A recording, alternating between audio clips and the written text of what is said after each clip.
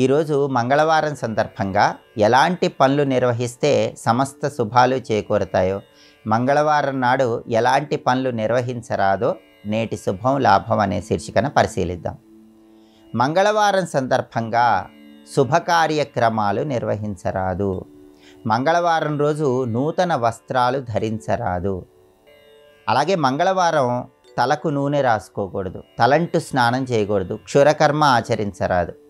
మంగళవారం రోజు వాహనాలు కొనుగోలు చేయరాదు. గృహానికి బూజులు దులపరాదు. మంగళవారం సందర్భంగా ఈ పనులు ఎట్టి పరిస్థితుల్లో చేయరాదని జ్యోతిష శాస్త్ర గ్రంథాల్లో చెప్పడం జరిగింది. 10 మంది కలిసి నిర్వహించేటటువంటి కార్యక్రమాలేవి కూడా మంగళవారం చేయకూడదు. మంగళవారానికి అధిపతి కుజుడు కాబట్టి, కుజుడు క్రోధకారకుడు కాబట్టి ఈ పనులు నిర్వహించరాదని జ్యోతిష శాస్త్ర గ్రంథాలు తెలియజేస్తున్నాయి. అయితే మంగళవారం రోజు కొన్ని ప్రత్యేకమైన పనులు నిర్వహించుకుంటే ఉత్తమ ఫలితాలు కలుగుతాయి. మంగళవారం అప్పులు తీర్చడానికి అనుకూలమైన రోజు. మంగళవారం సందర్భంగా కుజహోరలో అంటే మధ్యాహ్నం 1 గంట నుంచి 2 గంటల మధ్య ప్రాంతంలో అప్పులు తీర్చినట్లయితే మళ్ళీ అప్పు చేయాల్సిన అవసరం రాదని జ్యోతిష గ్రంథాలు తెలియజేస్తున్నాయి. అయితే మంగళవారం అప్పు ఇవ్వకూడదు.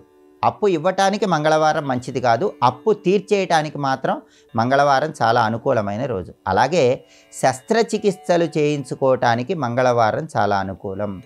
మంగళవారం కుజహోరలో శస్త్రచికిత్సలు చేయించుకుంటే అవన్నీ విజయవంతమవుతాయని జ్యోతిష శాస్త్ర గ్రంథాల్లో చెప్పారు. కోర్టు సంబంధమైనటువంటి వ్యవహారాలకు లాయర్లను కలుసుకోవటానికి మంగళవారం చాలా అనుకూలం. అలాగే ఫ్రిడ్జు, మిక్సీ ఇలాంటి ఎలక్ట్రికల్ సంబంధిత వస్తువులను కొనుగోలు చేయటానికి, వాటిని రిపేర్ చేయించుకోవటానికి మంగళవారం చాలా అనుకూలమైన రోజు. అలాగే సాహసోపేతమైనటువంటి క్రీడలలో మొదటిసారి ప్రవేశించటానికి మంగళవారం చాలా అనుకూలమైనటువంటి రోజు. అందుకే మార్షల్ ఆర్ట్స్ ఇలాంటి వాటిల్లో ప్రవేశించటానికి, కరాటే లాంటివి నేర్చుకోవటానికి మంగళవారం చాలా అనుకూలమైన వారం.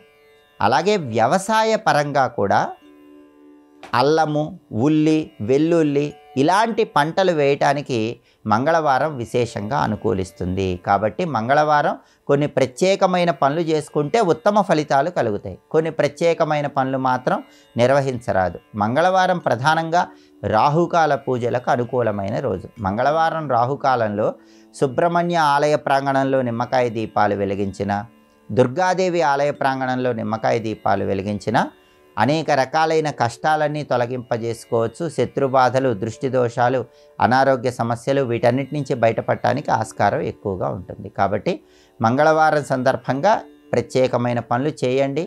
సమస్త శుభాలను సిద్ధింపజేసుకోండి.